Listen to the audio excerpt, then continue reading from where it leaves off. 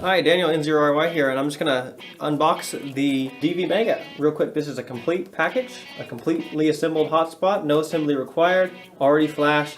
I'm just gonna unbox it real quick for you and show you what's in the box. The first thing you're gonna see on the back is just gonna be a little explanation about how your hotspot works.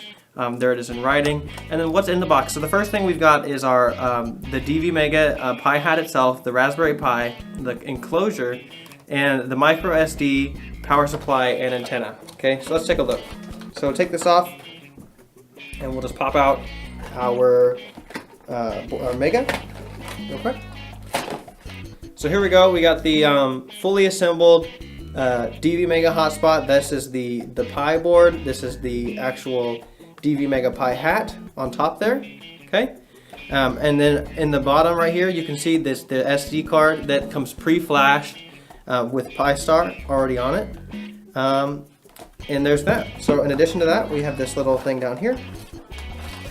And there's this little AC wall charger that plugs straight in to your hotspot. And we also have a little antenna here.